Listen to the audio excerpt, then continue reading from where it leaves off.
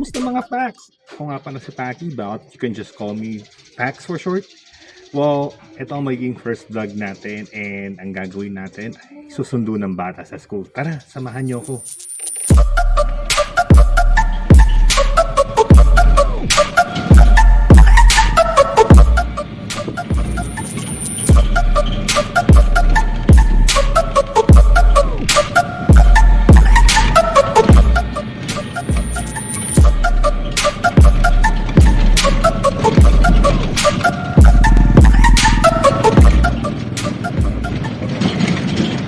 Well, katatapos lang ng kontrata ko sa trabaho. So, ngayon, tamang alaga tayo ng mga bata, tayo ang sumusundo, tayo ang nagluluto ng pagkain.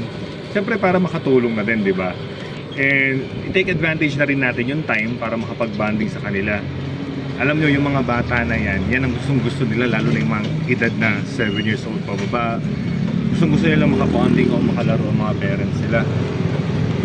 Lalo na, doon sila magiging close sa inyo, yun ang magpapalakas ng relationship nyo.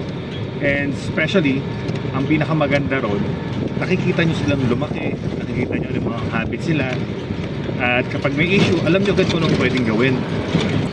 Malapit lang naman yung school ng bata sa bahay namin. Siguro, pag magdadrive ka ng e-bike, wala pa siyang 10 minutes nandun ka na, or mga less than 5 minutes siguro, depende kung gaano ka kabilis magpatakbo. Ang maganda lang dito is highway yung dadaanan mo, so dire-diretso. Kaso may times talaga na traffic, lalo na kapag papasok or pasukan ng mga bata sa school or labasan nila. Eto nga, malapit na tayo sa school ng bata.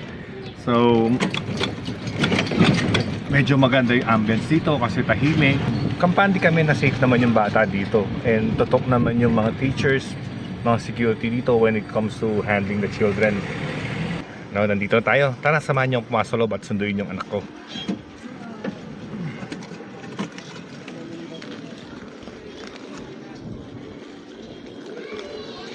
Hi, Kuya.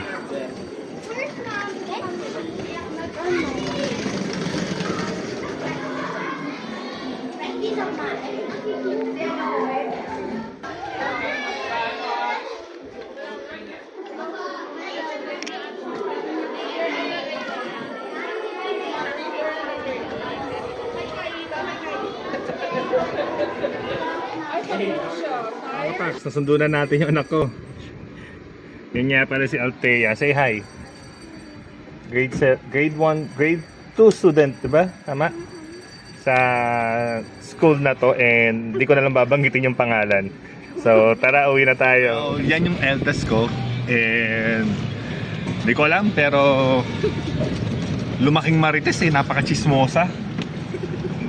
Matalino naman siya, kaso may times na tamad, may times na daming dahilan, and nagbababad sa cellphone. So ginawa namin, pinagbawalan namin siya mag-cellphone ng weekdays. So nagagamit na lang niya yung cellphone niya every weekends, starting Friday hanggang Sunday ng gabi.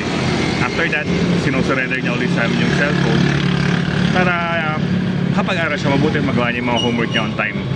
Ayun nga, pauwi na kami, medyo traffic kasi may crossing dito. And nagsasabi anak ko, gutom na daw siya. Tinuturo yung Jollibee. Well, luto na yung pagkain sa bahay, and surprise siya kasi mag-iisda siya ngayon.